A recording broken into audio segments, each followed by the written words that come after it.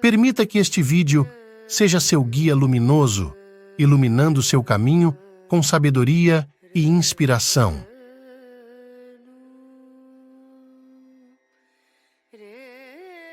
Bem, quando você faz um bom uso, você verá que agora mesmo você a está usando. Sadhguru ainda está na Índia.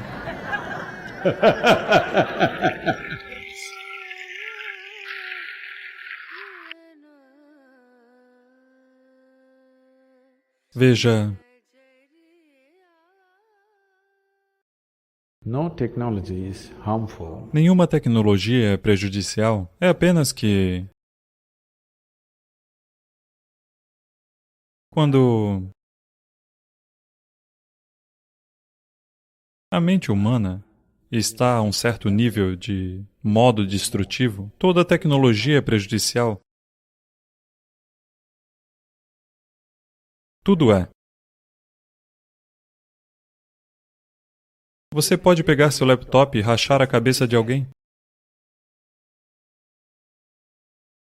Significa dizer que os computadores são perigosos? Suponha que alguns incidentes acontecessem dessa maneira. Em muitos escritórios aconteceu. Digamos que em 10 escritórios aconteceu que alguém pegou o Appleware e rachou a cabeça de alguém. Significa que os laptops são perigosos? No, human beings are stupid. Não, os seres humanos são estúpidos. Qualquer coisa que surja em seu caminho, eles sabem como fazer isso se voltar contra eles. Quando eles transformam seus próprios cérebros contra si mesmos, o que mais você quer? Agora existem centros de recuperação para dependentes de tecnologia. Você sabia disso? Como a dependência de drogas, dependência de álcool. Agora tem centros para dependentes de tecnologia, simplesmente porque estamos em um modo compulsivo. Se começamos a comer, não sabemos quando parar. Isso é um problema, um grande problema. É realmente um grande problema. Se começamos a beber, não sabemos quando parar de beber. Se começamos a fazer compras, não sabemos quando parar de comprar. Se começamos a usar o telefone, não sabemos quando parar de usar o telefone. Então o problema não é de tecnologia, o problema é de compulsividade. Quando se fala compulsividade, é apenas a ausência de consciência, não é? If we were conscious human Se beings, fôssemos seres humanos conscientes, usaríamos tudo para o nosso bem-estar e para o bem-estar de todos. Porque somos compulsivos, começamos a fazer algo e não sabemos como parar. Faremos a mesma bobagem sem parar. Então, se é a realidade virtual, ou a inteligência artificial, ou qualquer coisa de qualquer coisa, o problema não é da tecnologia, nunca é. Porque estes são apenas dispositivos criados por nós. Deveríamos usá-los para o nosso bem-estar. Essa é a ideia, não é? Mas veja, mundialmente, a maior parte das tecnologias de ponta sempre vai para o uso militar. Obviamente não sabemos como usá-la para o nosso bem-estar, estamos sempre usando para destruir alguma coisa. Isso sempre foi assim, não apenas agora, porque nunca trabalhamos a consciência humana. Se os seres humanos vivessem conscientemente, se a liderança no mundo fosse uma liderança consciente, a questão de usar a tecnologia contra o bem-estar humano ou o bem-estar de qualquer coisa não surgiria, não é? A tecnologia significa aprimoramento de nossa capacidade, não é? Então, nesse momento, eu tenho um microfone. É verdade, veja. Isso é um aperfeiçoamento da nossa capacidade, não é? Se eu falasse sem microfone, Apenas essas poucas pessoas ouviriam. Isso é apenas um aperfeiçoamento. Então, suponha que só porque eu tenho um microfone, eu começo a gritar. Agora, o problema não é o microfone? Você acha que o problema é o microfone? Ah, esse microfone está gritando tão alto, é isso? Então é disso que estamos falando? Nenhuma tecnologia é um problema, não importa o que seja. A questão é, vamos usá-la conscientemente?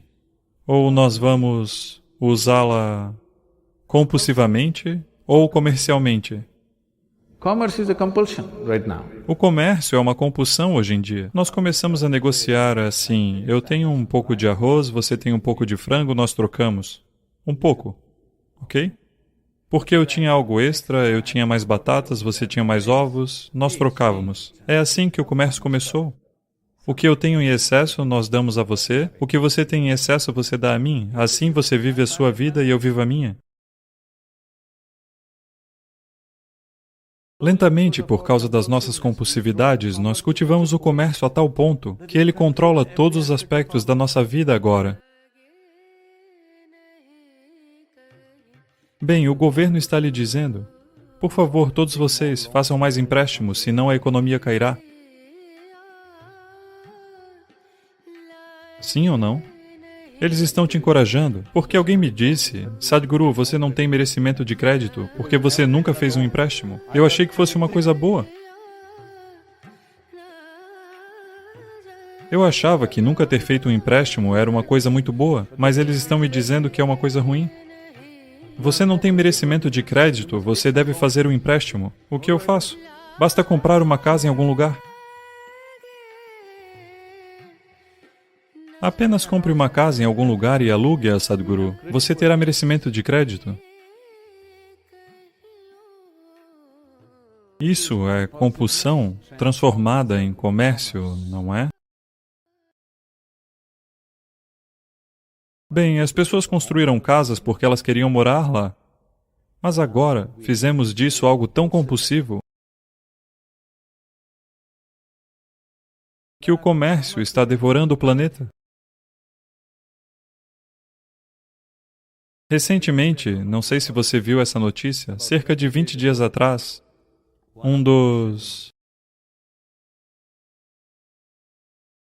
porta-contêineres russo, um grande navio com cerca de 40 mil toneladas, abriu passagem pelo gelo do Atlântico e estabeleceu uma nova rota porque, desculpe, o gelo do Ártico, por onde eles não poderiam passar. Isso reduz a distância que eles costumavam percorrer em 8.000 quilômetros. E eles economizarão muito dinheiro. Mas eles estão passando pelo gelo do Ártico, por ele ser fino, eles estão abrindo passagem, o transporte comercial vai acontecer pelo Ártico. Isso é comércio compulsivo. Você não entende o que diabos você está fazendo, não é? Sim ou não? É apenas compulsividade. Não chame isso de comércio, isso é apenas compulsão humana, eles não conseguem ficar quietos, eles têm que fazer alguma coisa. É por isso que pensamos que se pelo menos conseguirmos que a população inteira simplesmente se torne capaz de se sentar em silêncio por 21 minutos, o planeta poderia ser salvo. Mesmo que eles não saibam como meditar. Imagine só, se todas essas 7,6 bilhões de pessoas não fizessem nada por 21 minutos em um dia. É por isso que eu tenho dito. Veja, não é a inteligência humana que está salvando o planeta. Não é o amor humano ou a compaixão que está salvando o planeta. É a letargia humana. Metade das pessoas são preguiçosas, são elas que estão salvando o planeta. Se todos ficarem totalmente industrializados, usando toda a tecnologia que temos, puf, daqui a 15 a 20 anos, acho que o planeta seria varrido. Sim ou não? Estamos chegando lá. Então, não importa qual é a tecnologia, Nunca uma tecnologia ou qualquer tipo de aperfeiçoamento de capacidades deve ser um problema, não é? Se a capacidade humana é aperfeiçoada, isso deve se tornar um problema? Sempre é uma solução para algo, não é? Mas nós fazemos disso um problema porque a usamos compulsivamente. Portanto, a chave não está em conter as tecnologias, a chave é tornar os seres humanos mais conscientes sobre como eles funcionam. Você se senta na floresta e se torna meditativo. Najas irão se aglomerar na sua frente. Consumir veneno fez milagres para mim, em termos de rejuvenescimento do meu corpo e de fazer coisas comigo. Há certos tipos de yogis que sempre carregam esses escorpiões das montanhas. Eles levam uma picada do escorpião e usam o veneno para simplesmente dar uma sacudida em todo o sistema neurológico. Onde existe acesso à consciência, elas são capazes de sentir isso. Então, você mencionou esse instrumento que nos permite acessar isso, como quer que a chamemos, consciência, inteligência. Mas você diz que é para humanos. Então, o que você pensa sobre os animais e como eles percebem o mundo? Veja, quando se trata de animais, um animal é programado de tal maneira que grande parte da sua vida é fixada em torno de seu processo de sobrevivência. Digamos que, para qualquer criatura nesse sentido, se o estômago está cheio, sua vida está resolvida, eles simplesmente ficam ali sentados felizes. Mas essa não é a natureza do ser humano. Estômago vazio, apenas um problema. Estômago cheio, uma centena de problemas. Essa é a natureza do ser humano, porque a sobrevivência não é o final do jogo para nós. Somente quando a sobrevivência está garantida, o que é humano entra em ação. Até então, nós também somos apenas mais uma criatura. Quando estamos absolutamente famintos e a sobrevivência está em questão, somos como qualquer outra criatura. Seres humanos lutam como qualquer outra criatura quando a sobrevivência está em questão. Somente quando essas coisas estão garantidas, outras dimensões do ser humano se tornam uma possibilidade. Assim, a sobrevivência não é o fim do jogo para nós, é o começo, é o A da vida, mas para todas as outras criaturas, a sobrevivência é o fim do jogo. Mas mesmo entre elas, certas criaturas são muito mais capazes de acessarem, ou pelo menos de serem sensíveis. Eu não diria acessar, elas são um pouco mais sensíveis à consciência. Onde quer que exista consciência, certas criaturas se comportam de uma certa maneira. Na Índia, na cultura iógica, no misticismo indiano, em todos os lugares, você vê que sempre haverá uma naja. Simplesmente porque nós sempre vemos, onde quer que haja um pouco, de acesso à consciência, essas criaturas de alguma maneira sentem isso e veem. O que as faz sentir isso? Uma coisa que eu estou supondo, isso não é uma ciência exata para mim. Estou apenas supondo porque elas são surdas como pedra. Acho que elas são super alertas em algum outro sentido. Elas são muito alertas. Isso é um fato, isso foi verificado por algumas pessoas. Veja, por exemplo, uma naja no sul da Índia. Ela não tem nenhuma orelha, nenhum mecanismo de audição, então ela tem todo o corpo no chão e literalmente a orelha no chão, sabe? Então, se vai haver um terremoto na Califórnia, que é literalmente a 12 horas de distância, isso significa quase no lado oposto do planeta, se houver um terremoto nos próximos 2 dias ou 3, essa naja começará a se comportar de uma certa maneira. Se você observar cuidadosamente, se você dominou essa observação suficientemente, você pode claramente dizer que haverá um terremoto aproximadamente neste tipo de latitude. Há pessoas que podem fazer isso simplesmente observando a serpente. Como ela se comporta, eles dizem que haverá esse tipo de movimento em alguma parte do planeta. Então, por menor que seja, mesmo as mínimas vibrações no planeta, ela é capaz de sentir. Então, por causa disso, ela tem uma certa consciência, ou melhor, sensibilidade a certas vibrações. Provavelmente, quando alguém acessa o que estamos nos referindo como consciência, as outras vibrações que normalmente todo mundo está emanando diariamente, suas questões físicas, suas questões psicológicas, provavelmente, isso se torna mínimo. A falta dessa vibração é algo que a naja sente. Se você se torna muito meditativo,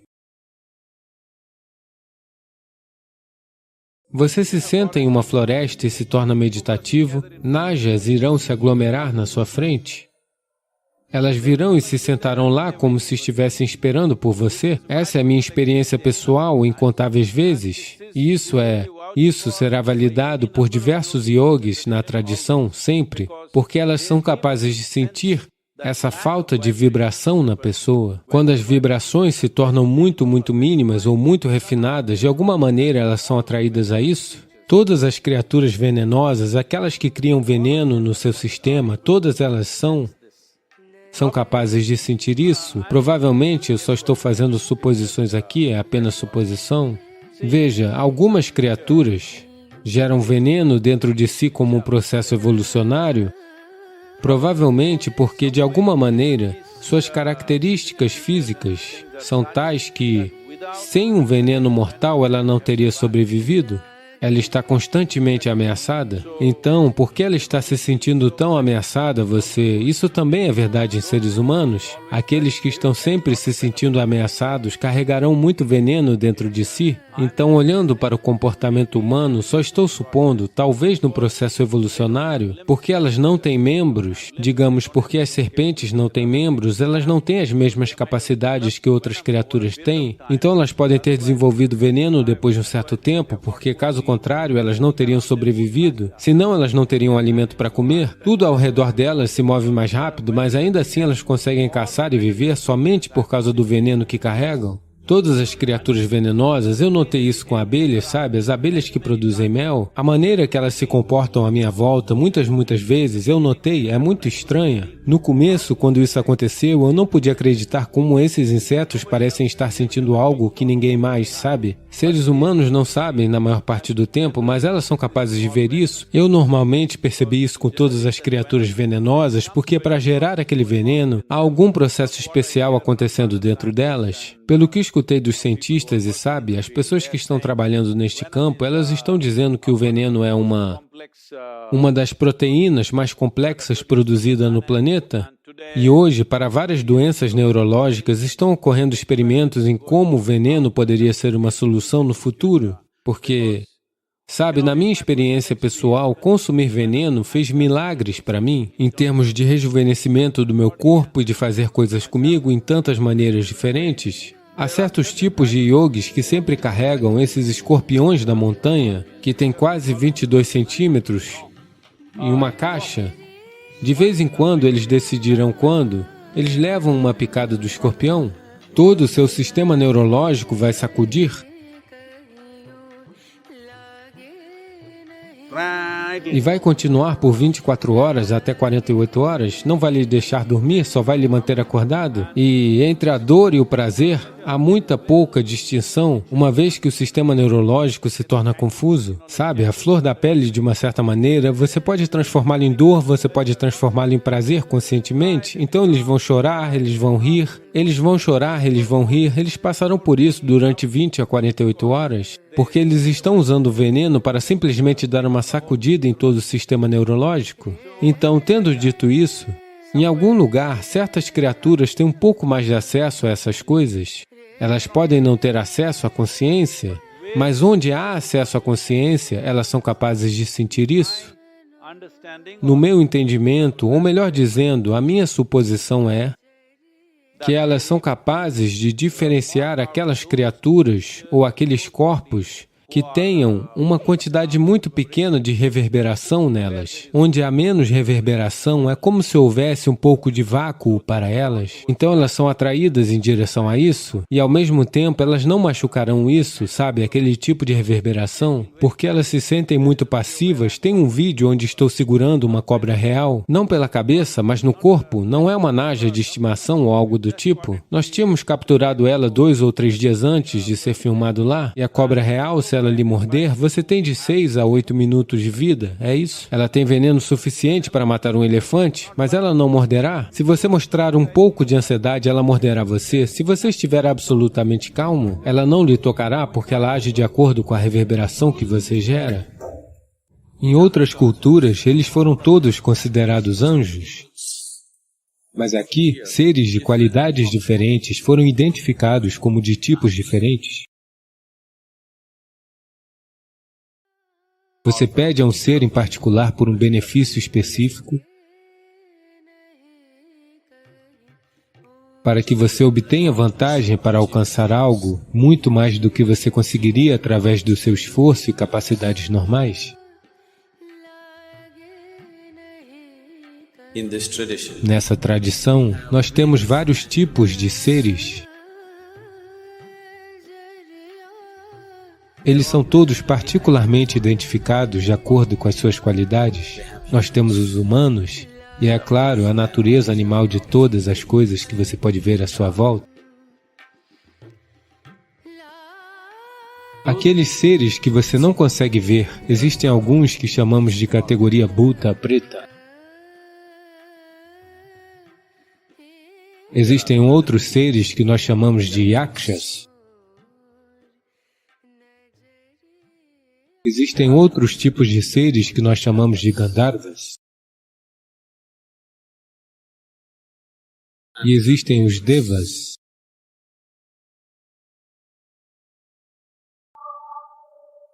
Então, baseado nisso, existem deuses árvores, existem deuses macacos, existem deuses elefantes, existe o deus fruta, existe o deus vegetal, existe o deus flor, para tudo existe um deus.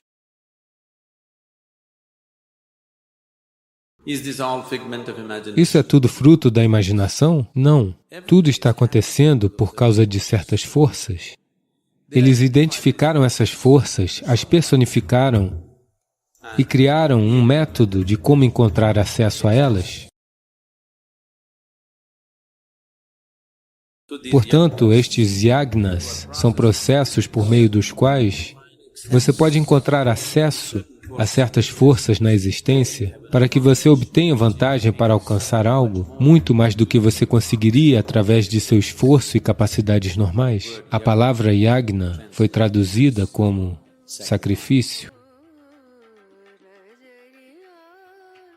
Então a palavra inglesa sacrifício vai ser sempre entendida como abrir mão de algo para uma outra coisa, ou desistir de algo em troca de nada. Isso é um sacrifício, ok? Renunciar a algo em troca de uma outra coisa é comércio. Renunciar a algo em troca de nada é sacrifício. Então, yagna não precisa necessariamente significar sacrifício. Provavelmente, yagna é uma combinação de uma oferenda, uma oblação e um sacrifício. É uma mistura dessas três coisas. Um ritual por meio do qual você pode agradar a certas forças na existência. Em outras culturas, geralmente, elas não foram devidamente identificadas e classificadas, foram todas consideradas anjos. Mas aqui, seres de qualidades diferentes foram identificados como tipos diferentes, e conforme o caso, você pede a um ser em particular por um benefício específico. Existe todo um processo e uma ciência por trás disso. Ainda hoje as pessoas estão usando esses yagas e yagnas.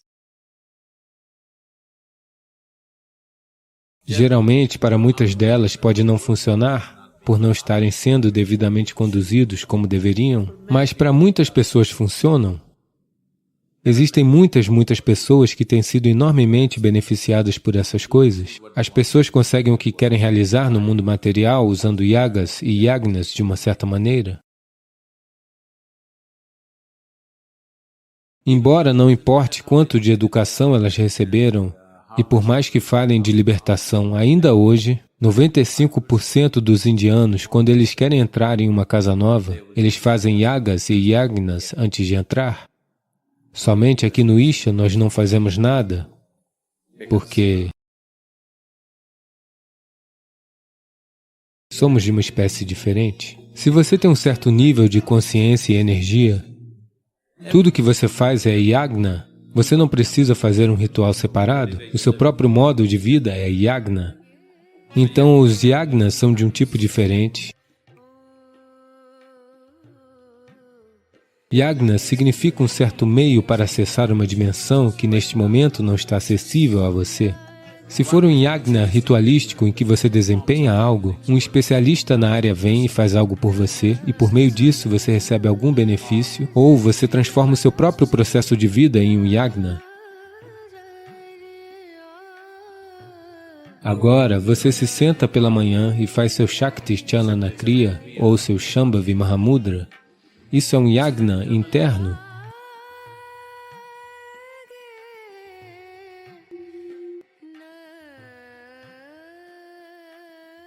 Sem esse senso de oferecimento, você nunca conhecerá a essência dessa prática. Se você fizer disso um processo, é um yagna muito poderoso, por meio do qual as coisas acontecem no mundo, não apenas para você, as coisas à sua volta acontecerão lindamente. Nós temos dito constantemente, se 1% do mundo puder se tornar meditativo, os 99% restantes vão transcorrer muito facilmente.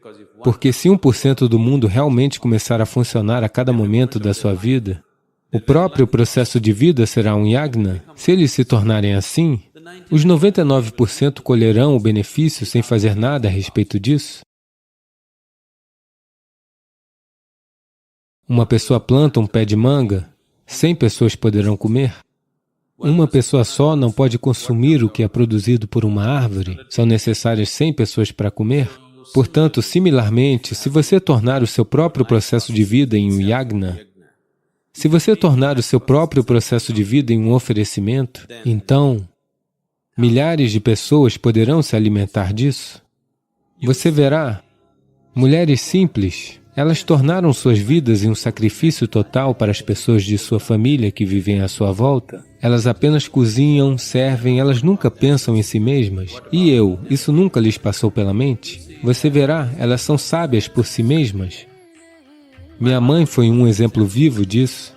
Ela era instruída o bastante, mas a sua vida inteira foi apenas servir ao seu esposo e aos seus filhos, só isso. Nós nunca a ouvimos nos dizer, eu amo vocês, tal questão jamais surgiu. Se ela me ama ou não, isso nunca passou pelas nossas mentes. Porque a própria maneira como ela viveu foi um completo sacrifício para todos à nossa volta. E ninguém jamais disse nada sobre isso, mas em muitos aspectos, ela era uma deusa por si mesma. Todos a tratavam como tal. Quando ela ia tomar o seu café da manhã, todos na família já tinham comido. Ela então pegaria uma porção de seu café da manhã e iria para o quintal procurar por formigueiros, sabe? Um ninho de formigas, e ela alimentaria todas as formigas primeiro, e somente depois ela comeria. Na mentalidade de hoje, as pessoas talvez pensem, alimentar formigas? Que bobagem! Pulverize inseticida, não é? Se elas viessem para dentro da casa, se picassem seus filhos, ela continuava a fazer isso, mas em algum lugar na mente dela, ela sentiu que as formigas possuem os mesmos direitos que ela tinha de viver nesse planeta. E apenas esse pequeno oferecimento, tudo é um sacrifício, tudo é um yagna. Seja bem-vindo a uma jornada transformadora em direção ao autoconhecimento e bem-estar através das práticas do yoga com a orientação do renomado mestre espiritual, Sadhguru. Prepare-se para uma imersão revitalizante em técnicas e filosofias que podem iluminar o caminho para uma vida equilibrada e plena. Vamos juntos aprender e incorporar esses ensinamentos em nosso cotidiano, convidando você a embarcar nesta jornada de autoaperfeiçoamento e harmonia interior. Faça já sua inscrição no curso de Yoga Sadhguru, links na descrição. Não tente matar essa energia, redirecione-a na direção certa.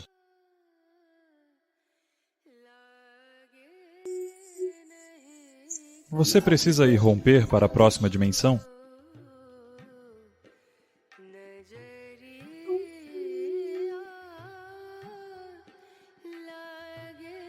Essa é uma grande diferença que você vê na compreensão da vida entre o Oriente e o Ocidente. O Ocidente sempre falou de alívio. Você deve aliviar tudo. Para os seus estados psicológicos, você precisa encontrar alívio em alguém ou em alguma coisa. Mas o modo de vida oriental é sempre: não busque alívio.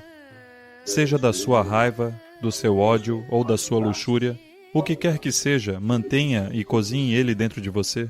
Se você não deixar que essa energia encontre alívio, ela subirá. Isso é yoga. Não deixe que ela encontre alívio num lugar qualquer. Tampe todos os buracos. Se você tapar todos os buracos, ela subirá, portanto... E esse é o caminho do Tantra. É aí que essas filosofias são totalmente, diametralmente opostas uma da outra. O que eles estão dizendo é que seja lá o que você esteja fazendo, seja ficar com raiva, com luxúria ou com ódio, isso é uma energia tremenda, não é? A raiva é uma grande energia, não é mesmo? O ódio é uma grande energia, a luxúria é uma grande energia. Tudo o que você precisa aprender é não matar essa energia, não aliviar essa energia, apenas transformar um pouco essa energia. Um ser humano que é incapaz de sentir raiva, definitivamente também será incapaz de amar. Definitivamente será incapaz de qualquer grande compaixão. Se a energia estiver explodindo na forma de raiva, luxúria ou ódio, não tente matar essa energia. Tudo o que você precisa fazer é transformá-la, redirecioná-la na direção certa. Porque quem você é energia, não é? O que você chama de vida é energia. O que quer que você esteja chamando de divino também é energia. Tudo o que você precisa fazer é encontrar o caminho certo para isso. Você acumula tanta energia que ela se torna ameaçadora e pode colocar sua vida em risco. Ela se torna tão poderosa dentro de você que ameaça a sua própria vida. A menos que a energia seja muito poderosa, ela não chegará a lugar algum, não o levará longe o suficiente. Estou falando disso porque muitos de vocês já passaram por essas fases e, quando essa energia se torna excessiva, você procura alívio. Muitas vezes surgem situações internas que você não consegue mais suportar. Então, você vai em busca de alívio. Você quer ler um livro, quer ligar a televisão, quer se distrair, quer interromper a prática por alguns dias, por algum motivo. Você faz essas coisas porque é um alívio. Você está encontrando um alívio para si. A sensação é boa. Mas se você continuar se aliviando dessa forma, você nunca terá a energia necessária para ir romper numa dimensão diferente. Você não vai entrar na próxima dimensão. Você precisa ir romper para a próxima dimensão. Portanto, se você quiser ir romper, a primeira coisa a fazer é inchar até o ponto de ruptura. Quando você inchar o suficiente, nós o espetaremos.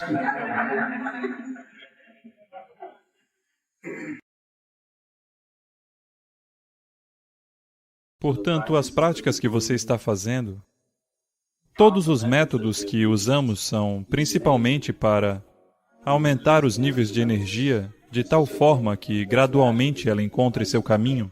Se você deixar que ela encontre seu caminho naturalmente, isso pode levar muito tempo e, porque você não sabe onde vai encontrar alívio, você nunca saberá se está indo a algum lugar ou não. Então há sempre uma orientação para conduzi-lo. Portanto, seu trabalho é apenas aumentar sua energia. Para onde ela vai, não se preocupe com isso. Quando você tem um guru em sua vida, ele se encarrega de saber para onde ela deve ir, mas é responsabilidade sua impulsioná-la. Se você não tiver energia suficiente, nada pode ser feito em relação a isso.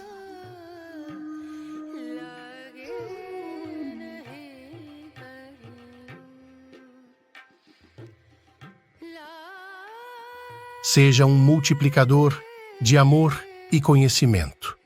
Compartilhe este vídeo com aqueles que você ama e juntos vamos espalhar luz pelo mundo.